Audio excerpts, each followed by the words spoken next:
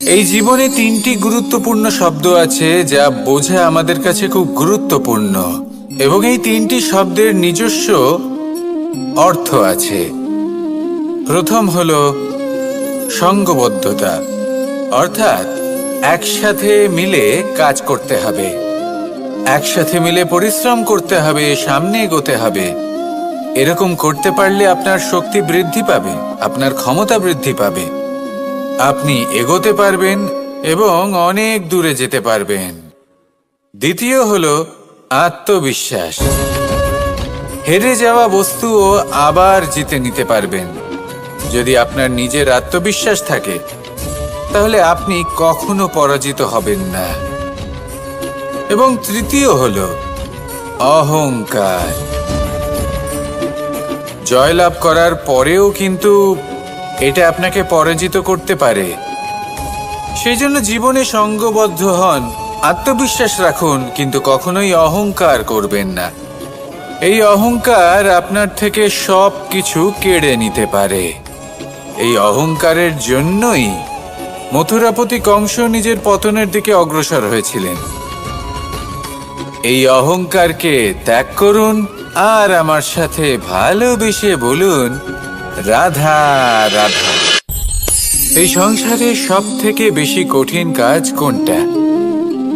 কেউ বলবেন যুদ্ধ করা, কেউ বলবেন ধন অর্জন করা, আবার কেউ বলবেন জ্ঞান অর্জন করা সব থেকে বেশি কঠিন।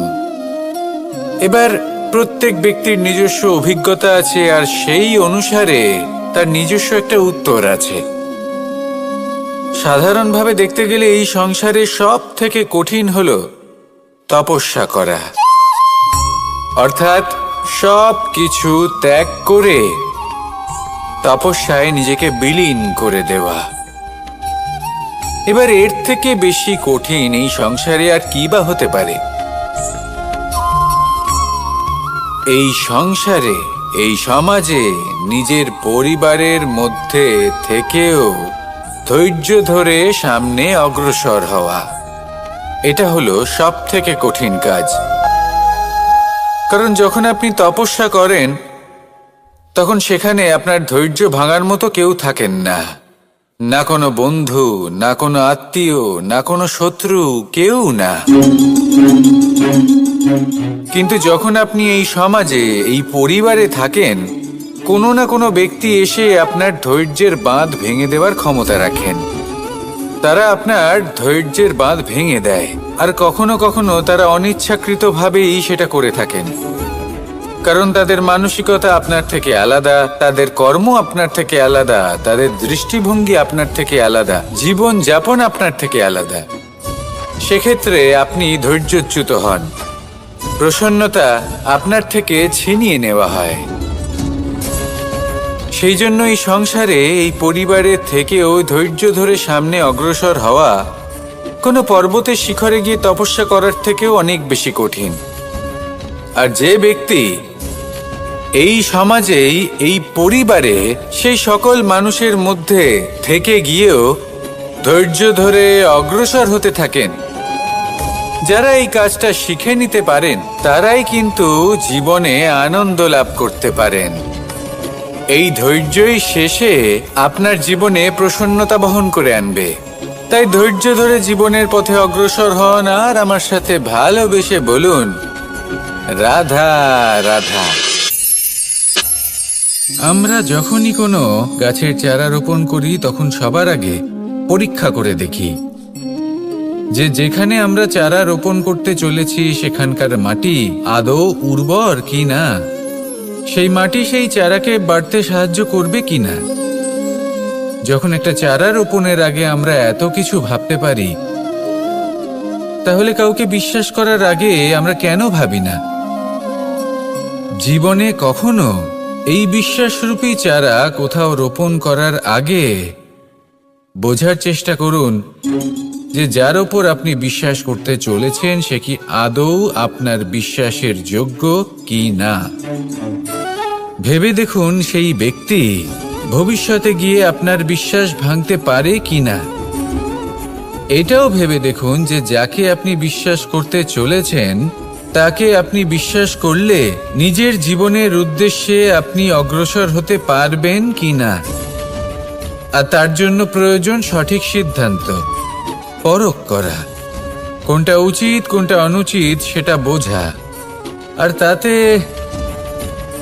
তাতে কিন্তু আপনি সন্দেহবাতিক হবেন না, তাতে আপনি আরো নিপুণ হয়ে উঠবেন।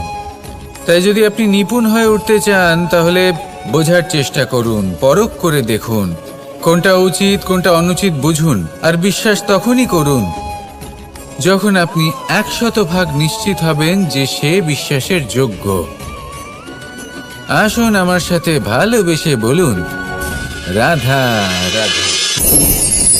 রাধা কখনো কখনো আমার জন্য বড়ই সুগন্ধি আতর নিয়ে আসে, পারিজাত ফুলের মালা নিয়ে আসে আমার প্রসাধন করবে বলে, এবং আমার সব থেকে বেশি প্রিয় মাখন নিজে হাতে বানিয়ে আনে আমাকে নিজে হাতে খাইয়ে দেবে বলে, সবকিছু আমাকে প্রসন্ন করবে বলে।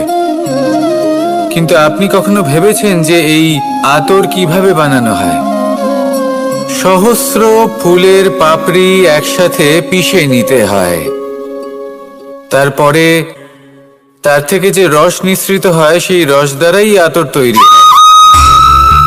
অনেক সংখ্যক ফুলকে অসীম যন্ত্রণা ভোগ করতে হয়, তবে তারা আমার প্রসাধন সামগ্রী হয়ে উঠতে পারে।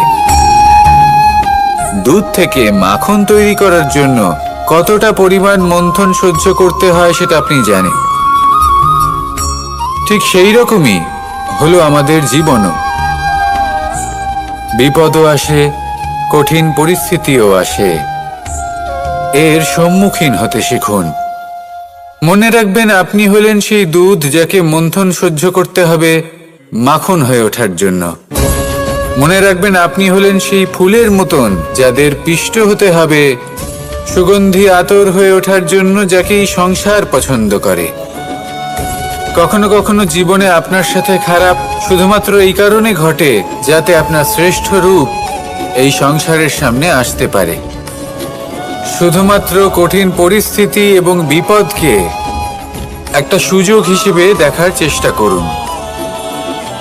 আপনার জন্য এই সংসার বদলে যাবে, সংসারকে দেখার দৃষ্টিভঙ্গি পাল্টে যাবে, আপনার ভাগ্য পাল্টে যাবে, আর এই মন প্রসন্ন হয়ে বলবে, রাধা রাধা।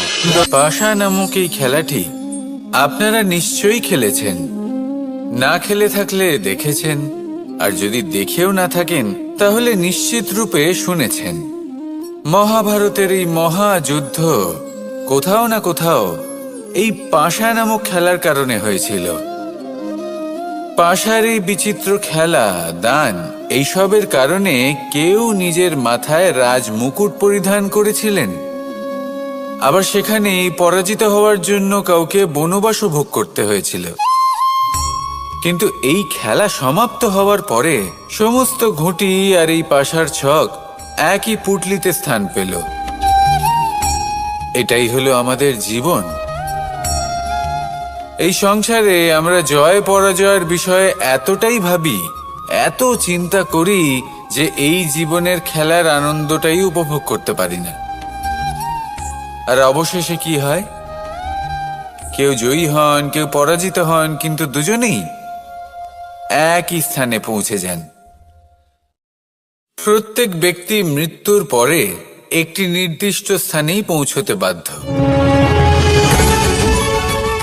কিন্তু ততক্ষণ এই জীবন, এই খেলা, তার আনন্দ উপভোগ করুন। এই সংসারে সেই ব্যক্তি শ্রেষ্ঠ স্থানে পৌঁছতে পেরেছেন যিনি এই সংসারকে প্রকাশ প্রদান করেছেন, যিনি কখনো জয় পরাজয় এ বিষয়ে ভাবেননি, শুধু এই জীবনের খেলার আনন্দ উপভোগ করেছেন। এটাই আপনিও করুন, আর আমার সাথে ভালোবেসে বলুন, রাধা রাধা। প্রত্যেক মানুষ নিজের জীবনে দুঃখ অনুভব করেন। প্রত্যেকের দুঃখ আলাদা হতে পারে। কারোর মনে এই দুঃখ থাকে যে সে তার বাবা মায়ের সব ইচ্ছে পূরণ করতে পারেননি। কেউ এটা ভেবে দুঃখ পান যে সে চিরকাল সদাচার করেছেন, সৎকর্ম করেছেন, কিন্তু তাও তাকে দুরাচারী বলে মনে করা হয়। কেউ এটা ভেবেও দুঃখ পান যে তার সামনে যে ব্যক্তি রয়েছেন তার চোখে তিনি শত্রু হয়ে উঠেছেন বা দুষ্ট হয়ে উঠেছেন, যেখানে তিনি হয়তো কোনো অনুচিত কাজই করেননি। এবার এই সমস্ত বিষয় নিয়ে ভেবে নিজের ব্যক্তিত্ব নিয়ে সন্দেহ প্রকাশ করবেন না। যদি নিজের ব্যক্তিত্ব নিয়ে কোনো সন্দেহ থেকে থাকে, তাহলে কর্ম সংক্রান্ত প্রশ্ন করুন যে আপনি যা করেছেন তাতে কি উচিত ছিল, কি অনুচিত ছিল। যেটা প্রয়োজন সেটা এটা বোঝার যে আপনার অন্তর্মন, আপনার বিবেক আপনাকে কি বলছে, আর আপনার অন্তর্মন আর আপনার বিবেক আপনাকে যেটা করতে বলবে শুধু সেটাই করুন। আর তারপরে এই সংসার কি বলবে, কি ভাববে সেসব নিয়ে ভাবতে যাবেন না, কারণ এই সংসার তো ঈশ্বরকেও প্রশ্ন করে থাকে, ঈশ্বরকেও দোষী মনে করে। কখনো কখনো যখন কোনো ঘটনা মানুষের ইচ্ছা অনুযায়ী ঘটে না, তখন মানুষ এটা বলে যে হে ঈশ্বর, আপনি আমার পাশে থাকলেন না, আপনি বড়ই কঠোর, এটা আপনার দোষ। যেখানে বেশিরভাগ সময় হয়তো সে নিজেই নিজের কর্মফল ভোগ করছে। আর কখনো কখনো ঈশ্বর হয়তো তার জন্য আরো ভালো কোনো পরিকল্পনা করে রেখেছেন, কিন্তু মানুষ এটা বুঝতে পারে না। তাই দিনের শেষে যেটা প্রয়োজন সেটা হলো নিজের মনের কথা বুঝতে হবে। আপনার বিবেক কি বলছে শুধু সেটাই করুন, আর সামনে এগোতে থাকুন। আমার সাথে ভালোবেসে বলুন, রাধা রাধা। পরিবর্তন, এটা হলো সৃষ্টির অমূল্য নিয়ম। এই সংসারে সবকিছু সময়ান্তরে পরিবর্তিত হয়, এই সময়ও পরিবর্তিত হয়। পরিবর্তন চিরকাল হয়ে এসেছে আর চিরকাল হতে থাকবে। কিন্তু এবার আমরা সেই পরিবর্তন কিভাবে লাভ করব, যেটা আমাদের প্রয়োজন, যেটা আমরা চাই। আমরা জীবনে বিকাশ চাই। এই বিকাশ কিভাবে লাভ করতে পারি? এই প্রকৃতি কিন্তু আমাদের অত্যন্ত উত্তম উদাহরণ দিয়ে বুঝিয়েছে। একটি বিন্দুর উদাহরণ দিয়েছে যা ভবিষ্যতে একটা বিশাল নদীর আকার ধারণ করে। এটা কিভাবে হয়? মেঘ থেকে একটি বিন্দু ঝরে পড়ে সেই পর্বতের ওপর যেখানে হিম আছে। সেই হিমের সংস্পর্শে আসা মাত্র সেই বিন্দুর সাথে আরো বেশ কিছু বিন্দু যুক্ত হয়। তারপর তারা অগ্রসর হয়, আরো কিছু বিন্দু যুক্ত হয়, আস্তে আস্তে একটা ক্ষীণ ধারার রূপ ধারণ করে, এবং সেটাই ভবিষ্যতে আরো এগোতে থাকে। অনেকটা যাওয়ার পর যখন অনেক সংখ্যক বিন্দু একসাথে যুক্ত হয়, তখন সেটা বিশাল নদীর আকার ধারণ করে। এবার আমরা মানুষ বলে আমাদের সাথে এই নিয়মের অন্যথা হয় তা নয়। আমরাও এই প্রকৃতির অংশ, আমাদের ক্ষেত্রেও একই নিয়ম প্রযোজ্য। যখন পরিশ্রম করে অনেক সংখ্যক বিন্দু আমরা একত্রিত করব, তখনই পরিবর্তনের নদী প্রবাহিত হবে। প্রয়োজন হলো নিরন্তর পরিশ্রম করা এবং ধৈর্য ধরা। এটা করতে থাকুন, জীবনে সব কিছু লাভ করতে পারবেন। কারণ প্রকৃতি আমাদের এটাই শিখিয়েছে, আর আমরা এই ব্রহ্মরই একটি অংশ, যার দ্বারা এই ব্রহ্মাণ্ড নির্মিত। আসুন আমার সাথে ভালোবেসে বলুন, রাধা রাধা। কখনো এই প্রকৃতির দিকে তাকিয়ে থাকবেন। এই প্রকৃতি অনেক ধরনের শিক্ষা দেয়। কোনো একটা গাছকে দেখুন, কিভাবে সে মাটি থেকে জল শুষে নেয়। সে ঝড় হোক বা হোক কড়া রোদ, সব সহ্য করে এবং অবশেষে সে ফল ধারণ করে। আর সেই ফল উৎপন্ন করার পরে সে ফল কিন্তু সে নিজে গ্রহণ করে না, এই সংসারকে প্রদান করে, যাতে পশু পাখি মানুষ তারা এই ফল গ্রহণ করে শক্তিশালী হয়ে উঠতে পারে, সুস্থ থাকতে পারে। সেভাবেই নদী, সরোবর এরা নিজেরাও কিন্তু নিজেদের জল গ্রহণ করে না, মাটিকে প্রদান করে, পশু পাখিকে প্রদান করে। সূর্য নিজেও নিজের জন্য প্রজ্বলিত হয় না, সে প্রকাশ ছড়িয়ে দিতে চায় আমাদের সবার কাছে, সে আলো পৌঁছে দিতে চায়। এই প্রত্যেকের কর্মে পরমার্থ নিহিত আছে, আর সেই জন্যই এদের সকলকে পুজো করা হয়। তাই মনে রাখবেন, আপনার কাছে জীবন যাপনের অতিরিক্ত যা কিছুই আছে তা পরমার্থের জন্য। তাহলে তার সদ্ব্যবহার করুন আর আমার সাথে ভালোবেসে বলুন, রাধা রাধা। আমরা প্রত্যেকেই অবশ্যই এমন সময় দেখেছি যখন অনেকগুলো সমস্যা একসাথে আমাদের জীবনে এসে পড়ে। সমস্যা আমাদের প্রত্যেকের জীবনেই থাকে, আমরা তার সমাধান খুঁজতে চেষ্টা করি, কখনো সমাধান খুঁজে পাই, আবার কখনো যতই চেষ্টা করি না কেন কোনো সমাধান খুঁজেই পাই না। আর যখন এটা হয় তখন মানুষ অত্যন্ত বিচলিত হয়ে পড়েন। নিজের আত্মীয় স্বজন, নিজের বন্ধু বা সংসার, এদের ওপরে এই দোষ চাপিয়ে দেন যে এদের জন্যই এই সমস্যা এসেছে। এবার যদি আমি আপনাকে কোনো পরামর্শ দিই তাহলে এটাই বলবো যে দৃষ্টিভঙ্গি পাল্টে দেখুন। এই দৃষ্টিভঙ্গি দিয়ে দেখুন যে এই সংসারে যে সমস্যায় আসুক না কেন তার জন্য কেউ দোষী নয়, না আপনি না অন্য কেউ। এই পুরো খেলাটাই আপনার মানসিকতা, আপনার দৃষ্টিভঙ্গির, আপনার মনের।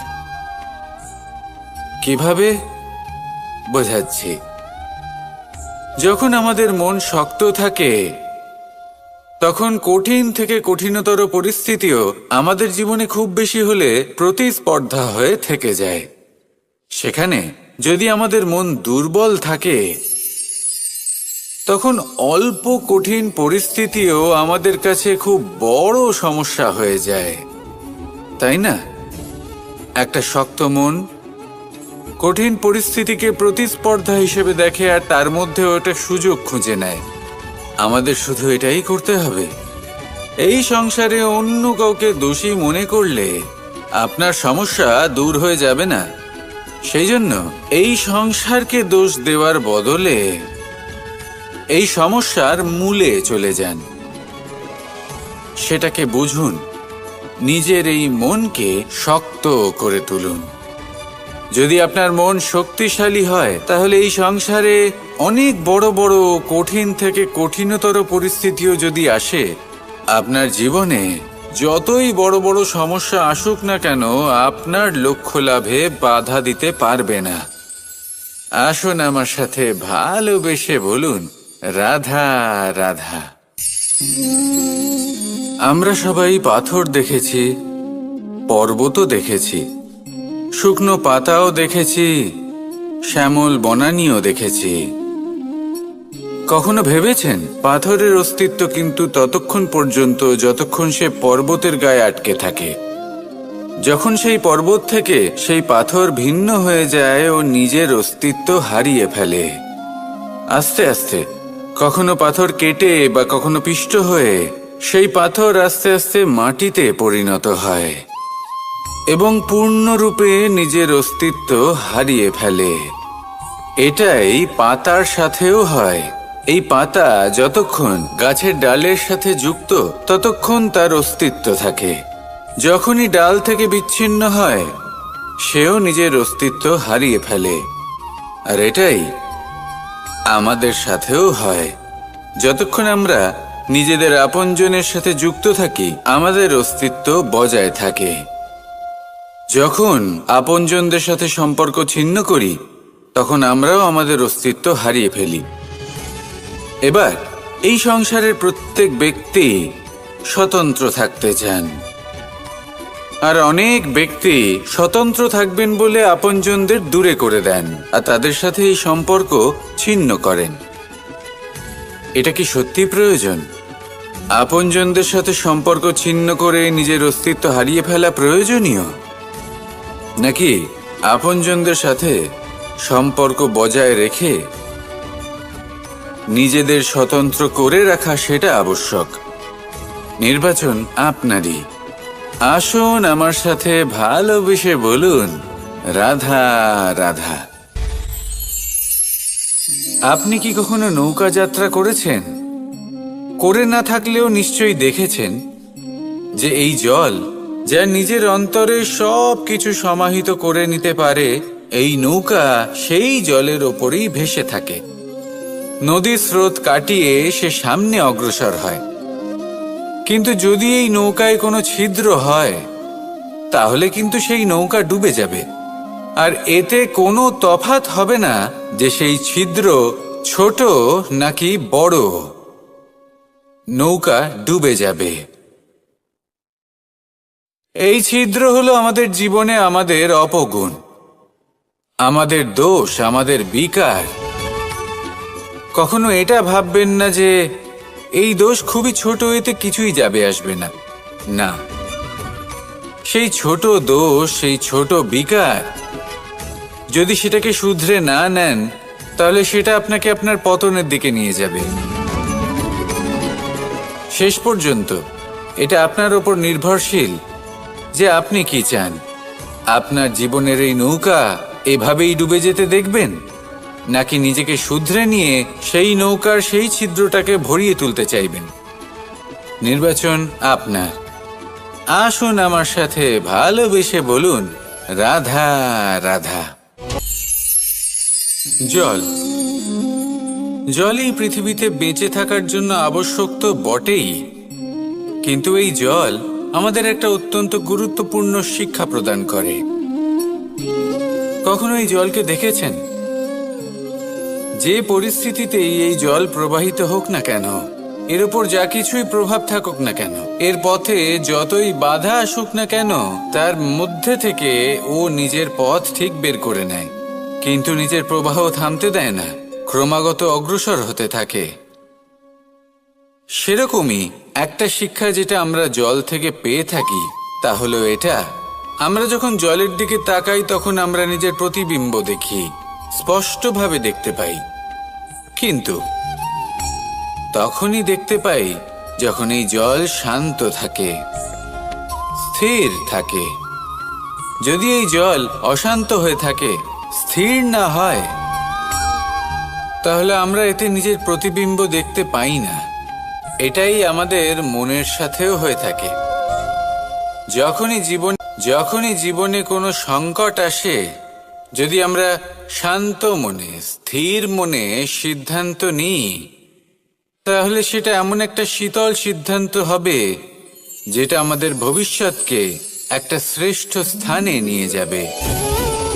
যদি এই মন অশান্ত হয়, বিচলিত হয়, পীড়িত হয়, দুঃখিত হয়ে থাকে, রুষ্ট হয়ে থাকে, তাহলে অনেক সময় আমরা এমন সিদ্ধান্ত নিই যেটা আমাদের জন্য অনুচিত প্রমাণিত হয়।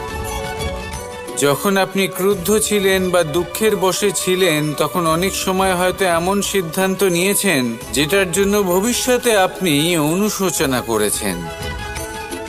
এবার দেখুন, এই আবেগগুলো থেকে আমরা পালাতে পারবো না, কিন্তু এই আবেগগুলো আপনার উপর কতটা প্রভাব ফেলবে সেটা আমরা অবশ্যই ঠিক করতে পারি।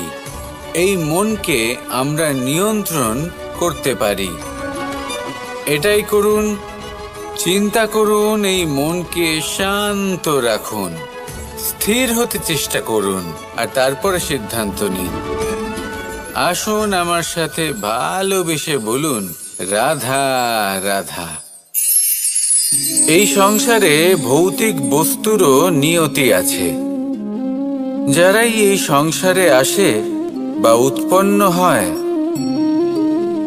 তারা কিছুমাত্র সময় পর্যন্তই এখানে থাকতে পারে, আর তারপরে সেও লুপ্ত হয়ে যায়। অর্থাৎ সে নিজেও এই পঞ্চমহাভূতে সমাহিত হয়ে যায়। আমাদের সাথেও ঠিক এটাই হয়। সেই জন্যই ঈশ্বর দ্বারা প্রদত্ত এই উপহারের বিষয়ে ভাবুন, এই জীবনের বিষয়ে ভাবুন। ঠিক যেমন বিশ্বাস ভঙ্গ হলে কোনো ব্যক্তি আমাদের কাছে অপরিচিত হয়ে যান, ঠিক সেরকমই শেষ নিঃশ্বাস ত্যাগের পর এই শরীরও আমাদের কাছে পরই হয়ে যায়। তাই এই শরীর থাকাকালীন শ্রেষ্ঠভাবে একে সদ্ব্যবহার করুন। এই জীবনে শ্রেষ্ঠ কর্ম করুন। আর এই জীবনকে শ্রেষ্ঠভাবে যাপন করার জন্য কিছু কথা বোঝা প্রয়োজনীয়। যদি আপনি কারোর প্রশংসা করেন তাহলে পূর্ণ হৃদয় দিয়ে করুন। যদি আপনি হস্তক্ষেপ করে থাকেন তাহলে মস্তিষ্ক দ্বারা করুন। যদি আপনি সমীক্ষা করেন তাহলে বিবেক দ্বারা করুন। যদি আপনি ধন অর্জন করতে চান তাহলে নীতি অনুসারে চলুন। যদি জীবন যাপন করতে চান তাহলে রীতি মেনে করুন। আর যদি ঈশ্বরের ভজন করতে চান তাহলে ভক্তিভাব নিয়ে করুন। শুধু এই কথা মনে রাখবেন যে আপনার এই জীবন কিন্তু অনিশ্চিত কাল পর্যন্তই আছে। কতক্ষণ আছে সেটা কেউ জানে না। তাই কিছু মুহূর্ত যেটা যাপন করতে আমরা এখানে এসেছি সেখানে ক্রোধ, অহংকার, ঈর্ষা এইসব আবেগের কি গুরুত্ব বলুন তো? এগুলো ত্যাগ করুন। মানুষকে ক্ষমা করতে শিখুন। আস্তে আস্তে বিশ্বাস করতে শিখুন। এই সংসারে নিঃস্বার্থভাবে প্রেম করতে শিখুন আর সবার মধ্যে আনন্দ বিতরণ করুন। তাই এই সব গুণ যদি আপনি আত্মসাৎ করতে পারেন তাহলে আপনার জীবনে শুধু আনন্দ এবং আনন্দই বিরাজমান হবে। আসুন আমার সাথে ভালোবেসে বলুন, রাধা রাধা। এবার কখনো কখনো জীবনে আমাদের মনে হয় যে চতুর্দিকে শুধুমাত্র অন্ধকারই হয়ে আছে। প্রত্যেকেরই তা কখনো মনে হয়। আর তখনই আমাদের নিরাশ হলে চলবে না, আমাদের দুঃখী হলে চলবে না। সেই সময় আমাদের খুঁজতে হবে নিজেদের আশেপাশে, চতুর্দিকে আর কোথাও না কোথাও আমরা প্রকাশ অবশ্যই দেখতে পাব। আশার একটা কিরণ অবশ্যই দেখতে পাব। কেউ এমন একটা কর্ম করেন যেটা দেখে আমরা প্রেরিত হয়ে যাই।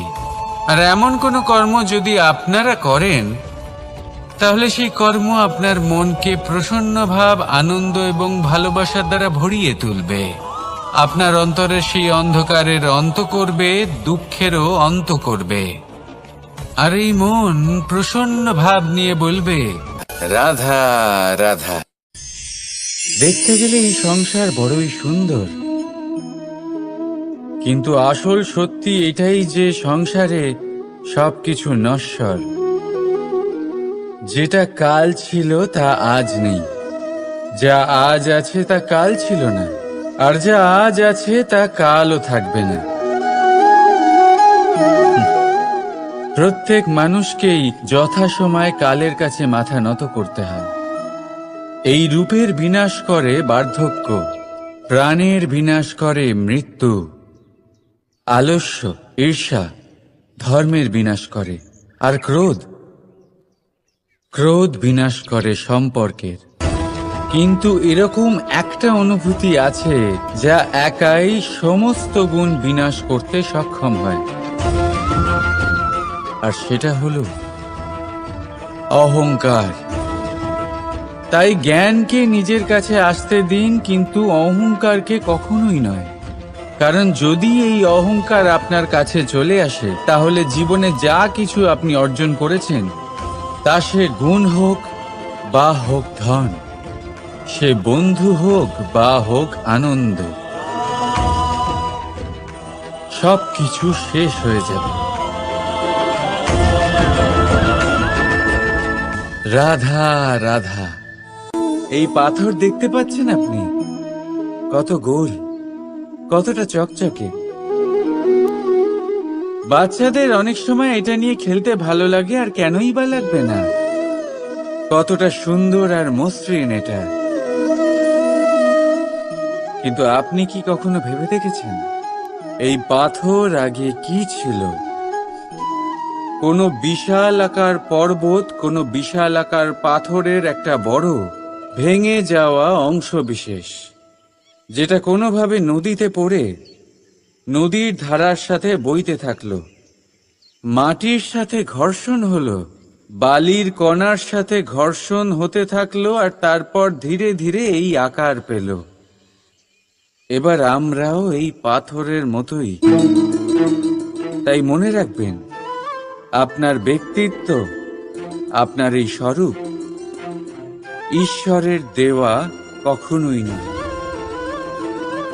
হ্যাঁ, প্রকৃতি অবশ্যই আপনাকে জন্ম দিয়েছেন, কিন্তু আপনি নিজে নিজের ব্যক্তিত্বের রচয়িতা, আর আপনি তা রচনা করেন কঠিন পরিস্থিতির মুখোমুখি হয়ে, সংকটের ধারা পার করে।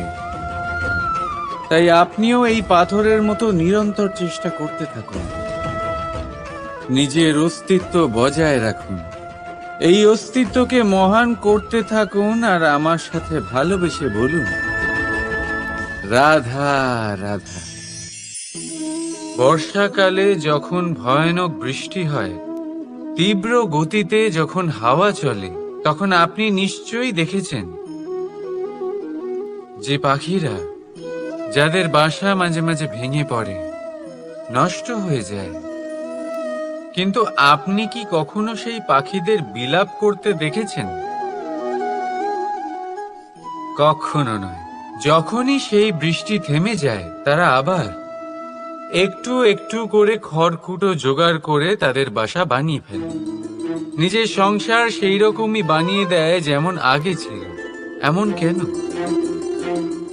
কারণ এই ঝড়ের তাণ্ডবের সাথে সেই পাখিদের কোনো বোঝাপড়া করারই নেই। তারা শুধু সেটাই করতে থাকে যেটা তাদের হাতে আছে, আর এটাই হলো সুখী জীবনের মূল মন্ত্র। যেটা আপনার হাতে নেই, তা নিয়ে বিলাপ করে আপনার কোনো লাভ হবে না। মনোসংযোগ তাতেই করুন যা আপনার হাতে রয়েছে। যা বদলে গেছে তাকে আপনি আবার বদলাতে পারবেন না, কিন্তু যা আপনি বদলাতে পারবেন তাতে মনোসংযোগ করুন। এই জীবনে একটু ধনাত্মক হয়ে উঠুন, দেখবেন সব শুভ হবে। রাধা রাধা।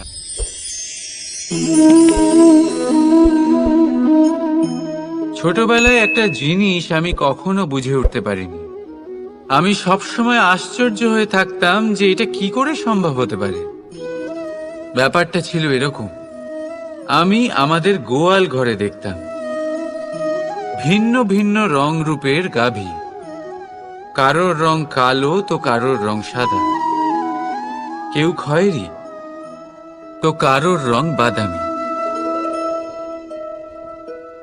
এবার আমি দেখতাম কারোর কারোর শিং বড় তো কারোর এত ছোট যে দেখাই যায় না। কোনো গাভী আকারে ছোট ছিল তো কেউ একটু বড়, কিন্তু যখন সেই সব গাভী দুধ দিত, তখন আমি দেখতাম সেই সব দুধ সমান, রং সমান, স্বাদ সমান, গুণও সমান, আর সমান পুষ্টিও। এবার আমি এটা বুঝতে পারতাম না। আমার দৃষ্টিতে তো সমস্ত গাভী আলাদা আলাদা ছিল। আমি ভাবলাম আমি মাকে জিজ্ঞেস করি। মাকে জিজ্ঞেস করলাম। মা আমাকে বললেন, কানাই, রং রূপ পাল্টালেও গাভীদের বাস্তবিকতা তো পাল্টায় না। গাভী তো গাভীই থাকবে। এবার আমি এটা বুঝতে পারি না যে মানুষ এটা আত্মসাৎ কেন করতে পারে না। দেখুন, রং, রূপ, জাত, ধর্ম, ভাষা, এই সবের উপরে হলো মনুষ্যত্ব। আর মনুষ্যত্বের একটাই ধর্ম, আর সেটা হলো প্রেম। তাই এই প্রেম আপনি সকলের সাথে ভাগ করে নিন, প্রেমের সাথে সকলের সেবা করুন। এই মনুষ্যত্বর অমৃত চেখে দেখুন, আর আপনি বুঝে যাবেন যে আমরা কেউ আলাদা আলাদা নই, আমরা সবাই সমান। রাধা রাধা। সাগর, কত বিশাল হয় এই সাগর! কি না করতে পারে এই সাগর! এক মুহূর্তের মধ্যে সব ধ্বংস করে দিতে পারে, প্রলয় ডেকে আনতে পারে, সংসার মুছে ফেলতে পারে। এই সাগর জীবন জ্যোতি নিভিয়ে দিতে পারে। কিন্তু এই সাগর যা মেটাতে পারে না, তা হলো একজন তৃষ্ণার্তের তৃষ্ণা। অন্যদিকে এই ঘোড়া, যা এতটাই ছোট যে গোপিনীরা একসঙ্গে অনেকগুলো নিয়ে চলতে পারে, কিন্তু এই ছোট ঘোড়া অনেকের তৃষ্ণা মেটাতে পারে। এবার বলুন, জল সাগরেও আছে, আবার এই ঘোড়াতেও। তাহলে পার্থক্য কোথায়? এখানে পার্থক্য হলো তাদের আচরণের মধ্যে। একজন মাটির মধ্যে মিষ্টি জল ধরে রাখে, তো আরেকজন নিজের নোনা জলের আঘাতে যে কাউকে মাটিতে মিশিয়ে দিতে পারে। আপনি কি হতে চাইবেন? সাগরের নোনা জল হয়ে কারোর আশা চূর্ণ বিচূর্ণ করে দিতে, নাকি মিষ্টি জলের ঘোড়া হয়ে কারোর তৃষ্ণা মেটাতে? সিদ্ধান্ত আপনার। রাধা রাধা। কতবার এমন হয়, আপনি কোনো কাজ করার জন্য কাউকে দায়িত্ব দেন, কিন্তু সেই ব্যক্তি সেই কাজ সম্পন্ন করতে পারে না, অসম্পূর্ণ রেখে দেয়, অথবা ঠিকভাবে করতে পারে না। এবার এই পরিস্থিতিতে কি হয়? আপনি ক্রুদ্ধ হয়ে যান, তার উপরে আপনি রেগে যান, তাকে তিরস্কার করেন, আর তারপরে সেই কাজ সম্পন্ন করতে আপনি নিজেকেই নিযুক্ত করেন, আর শেষ পর্যন্ত সেই কাজ সম্পন্ন হয়েই যায়। এবার এই বিষয়ে সমস্যা সেই ব্যক্তির চেষ্টায় নয়, সমস্যা আপনি যে সেই ব্যক্তিকে ভরসা করলেন তার ছিল। আমরা অন্যের প্রতি ভরসা করাকে প্রথম পদক্ষেপ বানিয়ে নিই, আর নিজের উপরে বিশ্বাসকে শেষ সম্বল। কিন্তু তার বদলে এটাই হওয়া উচিত যে নিজের উপরে ভরসাকে আমরা প্রথম পদক্ষেপ বানাই, তাকে নিজের সহায় মানতে হবে। যদি আপনি এমন করেন, তাহলে পরিণাম আরো সুখকর, আরো আনন্দদায়ক হবে। তাই মনে রাখবেন, এই সংসারে আপনার সবথেকে বড় ভরসা আর কেউ নেই। এই সংসারে আপনার সবথেকে বড় রক্ষাকর্তা আর কেউ নেই, বরং আপনি নিজেই। রাধা রাধা। আসুন আপনাকে একটা প্রশ্ন করছি, সোনা আর লোহার মধ্যে তফাৎ কি? এবার বেশিরভাগ লোকের উত্তর এটাই হবে যে সোনা বহুমূল্য, সোনার মূল্য লোহার থেকে অনেক বেশি। এটা ঠিক, কিন্তু আমাদের এটা ভোলা ঠিক হবে না যে সোনা আমাদের সাজগোজের কাজে লাগে, আমাদের আরো বেশি সুন্দর দেখায়। অন্যদিকে লোহা সেই সৈনিকদের ঢাল ও তলোয়ার হয়ে তাদের রক্ষা করে, যারা আমাদের প্রাণকে রক্ষা করেন। এই সৈনিক না থাকলে আমাদের প্রাণও থাকবে না। এবারে বলুন, সোনার মূল্য বেশি হওয়াতে কি লোহার মূল্য কমে যায়? কখনোই না। ঠিক সেইভাবে এই জীবনে আপনি যতই চেষ্টা করুন, কিছু না কিছু এমন থেকে যাবে যা আপনি কখনোই পাবেন না, আর সেই কারণে নিজেকে অক্ষম মনে করা অনুচিত। হতে পারে আপনার কাছে সেই গুণ আছে যেটা সংসারে আর কারোর কাছে নেই। সেই গুণটাকে চিনুন, সেটাকে বাড়ান, আর সেটাকে ব্যবহার করুন। তাই মনে রাখবেন, সংসারে প্রত্যেকটা ব্যক্তি বিশেষ হয়, আর এই সংসারে সবাই সবকিছু পায় না। নিজেই দেখে নিন, সোনাকে যে দোকানে সাজিয়ে রাখা হয়, সেই দোকানের তালা লোহা দিয়ে তৈরি হয়। রাধা রাধা।